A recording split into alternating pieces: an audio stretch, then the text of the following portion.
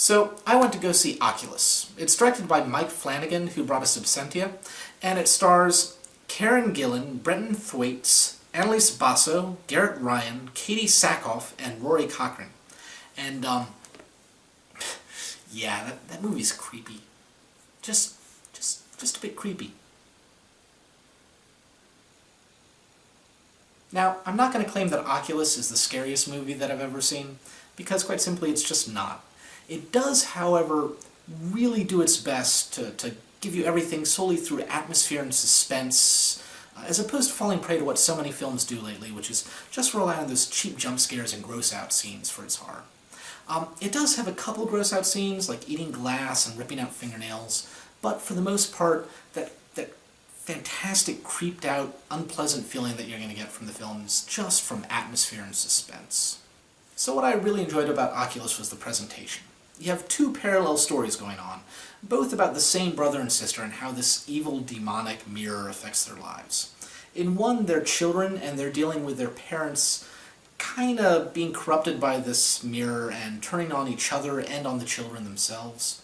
And in the other, you're dealing with them as adults trying to prove that this mirror is haunted, and the mirror just really messing with their minds. Now, neither of those two stories are anything new or original in and of themselves, but what Oculus does is it uses bits and pieces of those two stories to tell just one solid story. It flips back and forth with decent regularity, and you can't really say they're having flashbacks to the past from the present, or they're seeing bits of the future in the past. It's really just one melded story.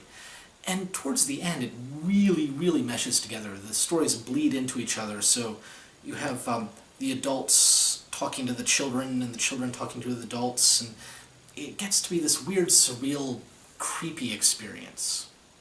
Now, I'll admit, I'm not someone who has a ton of experience with the horror genre, but I do know what I like, and I like those films that sort of keep you feeling a little bit at unease, and then slowly ramp that up through the course of the film, until at the end you're just feeling really uncomfortable and sort of creeped out.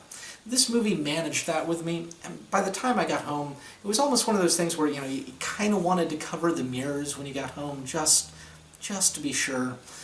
Yeah, it was really like that, and that's not going to be for everyone, but it's certainly something that I enjoyed. If, on the other hand, you're someone who's looking for one of those cathartic jump scare-laden films, or if you just want a movie that's just splattery gore fest everywhere, this isn't going to satisfy you. It just doesn't have much of either of those. And it's a little complex plot-wise, especially towards the end as it's flickering back and forth between the two timelines.